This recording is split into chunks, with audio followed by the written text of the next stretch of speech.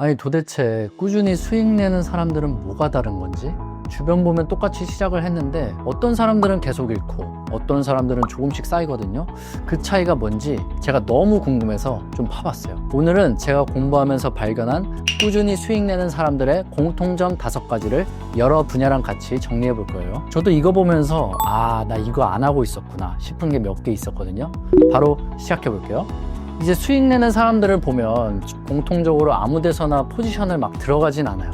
자기만의 진입 구간이 명확하게 정해져 있어요. 이 자리에서만 들어간다라는 게 있는 거죠. 근데 솔직히 이게 어려운 것 같아요. 이게 제일 어려운데 어떤 자리가 좋은 타점인지는 차트 공부를 제대로 해야 알 수 있거든요. 볼린저 밴드, 패턴 분석 이런 것들이에요. 지금은 저도 공부하는 중이라서 이 부분은 제가 제대로 배워서 별도로 영상을 만들어 드릴 거예요. 오늘은 일단 타점을 정해두고 그 자리에서만 들어간다는 원칙 자체가 중요하다는 것만 기억해 주시면 될 것 같습니다. 제가 보기엔 사실 이게 제일 중요한 것 같아요.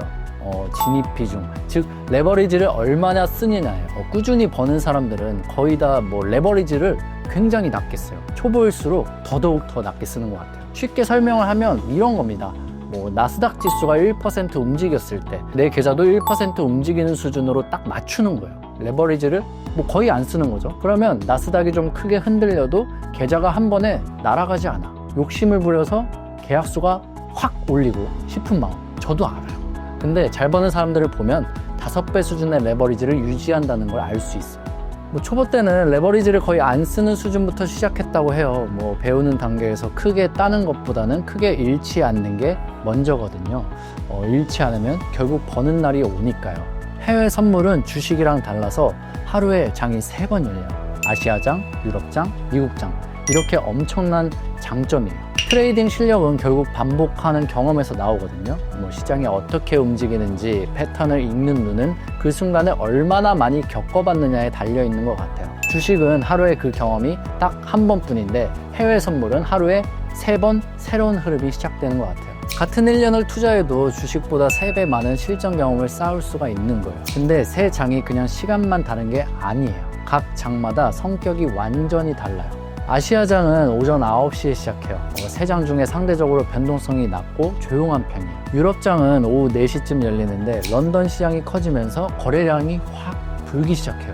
흐름이 살아나는 느낌이 있어요. 미국장은 밤 11시 30분에 시작돼요. 나스닥, S&P 500 같은 지수들이 본격적으로 움직이는 시간이라서 변동성이 제일 크고 방향이 강하게 나오는 경우가 많아요. 계절에 따라서 서머타임이 적용되면 유럽장이랑 미국장이 1시간씩 당겨지니까 그 부분만 참고해 주시면 될 것 같습니다. 이 3가지 서로 다른 흐름을 반복해서 경험하다 보면 시장이 어떤 상황에서 어떻게 움직이는지는 체감으로 익히는 속도가 훨씬 빨라지는 거예요. 꼭 장이 열리는 순간만 봐야 하는 건 아니에요. 장중에도 좋은 자리는 충분히 나오고 오히려 개장 직후 변동성이 너무 커서 장중이 더 편안한 경우도 있거든요. 중요한 건 장초냐 장중이냐가 아니라 각 장을 꾸준히 경험하는 것 그 자체예요. 저는 아직 3장을 다 챙기진 못하지만 그게 목표예요. 당장 3장 다 보는 것 부담스러우시다면 내가 가장 집중할 수 있는 장 하나만 딱 정해서 매일 꾸준히 보는 것부터 시작해도 충분해요. 그렇게 반복수다 하다 보면 금방 실력이 쌓일 거예요. 솔직히 저한테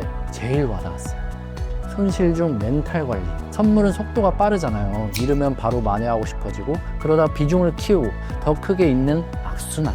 저도 이미 조금은 경험을 했어요. 꾸준히 버는 사람들은 이걸 방지하는 각자만의 방법이 있더라고요. 가장 많이 보이는 게 매매일지 작성이에요. 오늘 어떤 자리에서 왜 들어갔고 결과가 어땠는지 기록하는 거예요. 기록을 하면 내가 어떤 실수를 반복하는지 딱 보이거든요. 그리고 손절하고 나서 바로 비중 키우는 거 절대 하면 안 돼요.